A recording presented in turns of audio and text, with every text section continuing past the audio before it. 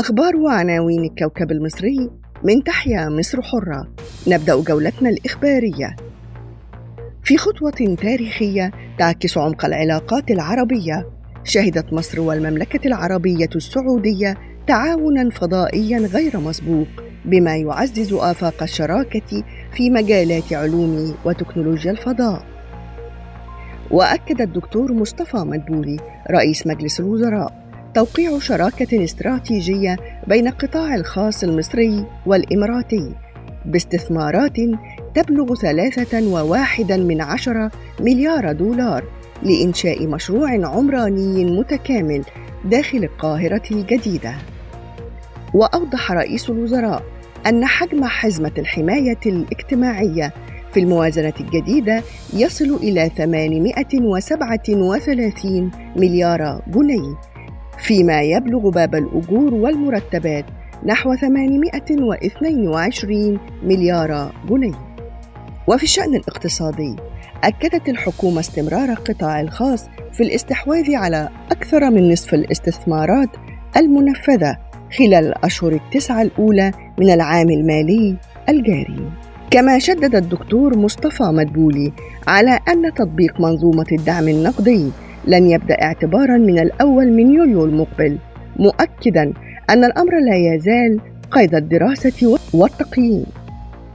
وأشار رئيس الوزراء إلى أن الاقتصاد المصري من المتوقع أن يحقق معدل نمو يصل إلى 5% خلال العام المالي الجاري رغم التحديات الاقتصادية العالمية والإقليمية. وأضاف أن الدولة قد تلجأ في بعض الأحيان إلى الاقتراض بهدف الحفاظ على الاستقرار الاقتصادي ومراعاة لظروف المعيشية للمواطنين دون تحميلهم أعباء إضافية.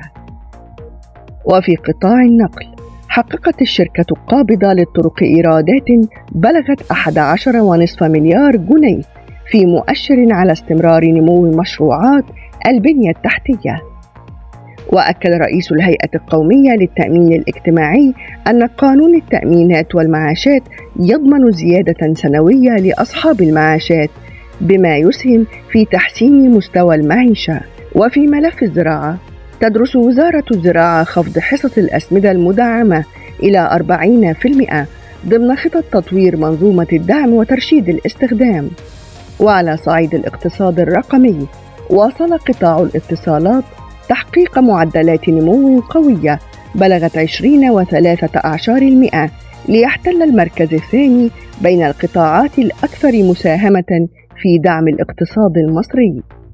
وفي قطاع التعليم، أعلنت الجامعة المصرية الصينية تطبيق نظام جديد لدراسة الهندسة لمدة 4 سنوات فقط ابتداء من العام الجامعي 2026-2027.